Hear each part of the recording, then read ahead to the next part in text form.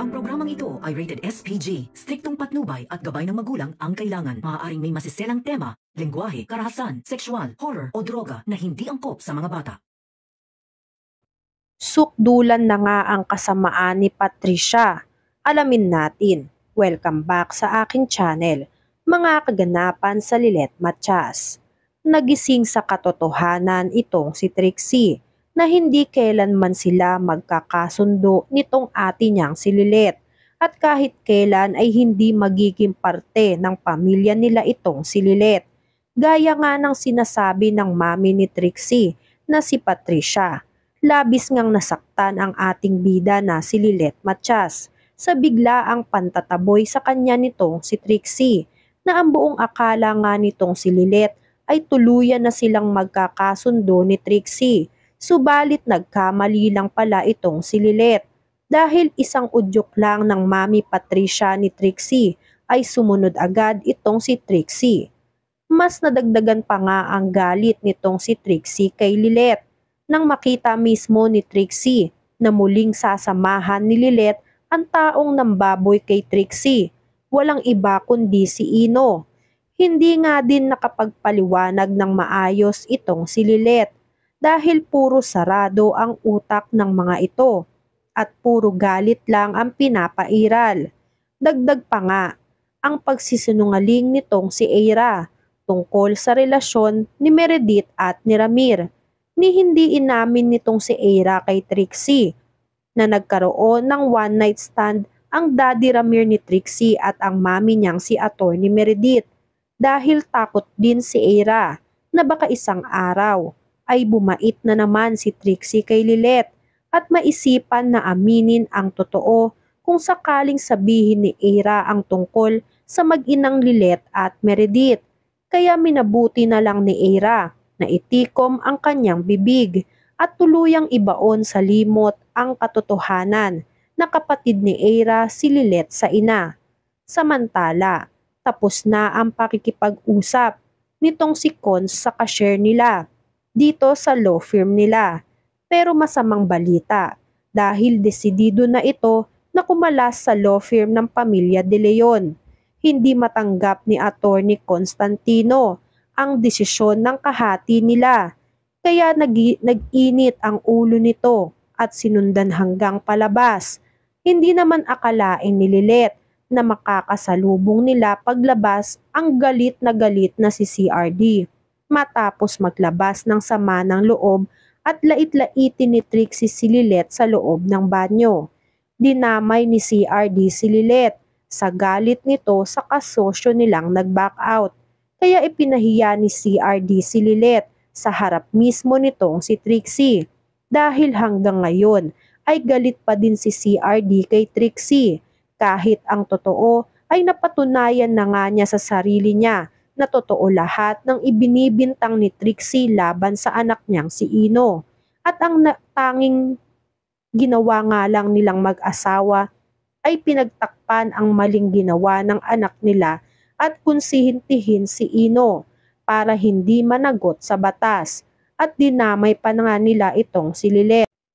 Samantala, matapos ang stressful na mga araw para sa ating bida na si Lilet Matias, bising-busy na nga si Lilet para sa bagong kasong hahawakan niya. Ang kaso ng pamangkin ni Lani na si Samson tungkol nga sa asawa niyang pinagbibintangan siya na nakikiapid sa baby maker na kinuha nila para magkaroon sila ng sariling anak mag-asawa. Dahil sa kagustuhan ni Lilet na maipanalo ang kaso, ay pinangaralan mabuti ni Lilet kung ano ang dapat niyang gawin. Isa pa nga doon ay ang pagkausap dito kay Samson dahil matapos ngang puntahan ni Lilet kasama si Samson ang asawa nito at napag-alaman ni Lilet na ang asawa mismo ni Samson ang kumuha ng baby maker para sa kanilang mag-asawa ay medyo nalito nga ang ating bida na si Lilet dahil kung ang asawa ni Samson naman pala ang kumuha at humanap ng baby maker para sa kanilang dalawa ay bakit magsiselos pa ito at paghihinalaan ang asawang si Samson na may relasyon sa baby maker na siya mismo ang kumuha at humanap.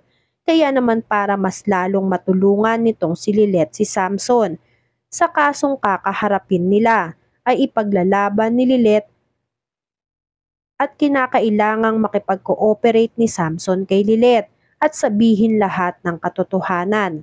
Dahil kung hindi magsasabi ng totoo itong si Samson ay mahihirapan silang dalawa ni Lilet na maipanalo ang kasong ipaglalaban nila sa korte. Dahil kailangan ni Lilet na malaman kung ano ang totoo para maayos nila ito at mailahad sa korte. Nang sa ganun nga ay magkaroon ng linaw itong kasong hahawakan ni Lilet. At dahil hindi gaano kilala nitong si Lilet ang pamangkin nila ni na si Samson, ay kikilatisin mabuti ni Lilet kung ano ba lahat at totoo ba lahat ng sinasabi ni Samson at kung paano ba maipapanalo ni Lilet ang bagong kaso na hawak niya. Samantala, tumawag naman si Attorney Meredith kay Eira para kamustahin kung ano na ang kalagayan nito at kung bumabalik ba ito sa doktor para ipacheck ang mga binti ni Eira. Sinabi ni Eira na okay na siya at nakakalakad na ng maayos, kaya wag nang intindihin ni Attorney Meredith si Eira at mag-focus na lang sa gagawin nila sa Amerika dahil bihira ang oportunidad na ibinigay kay Attorney Meredith.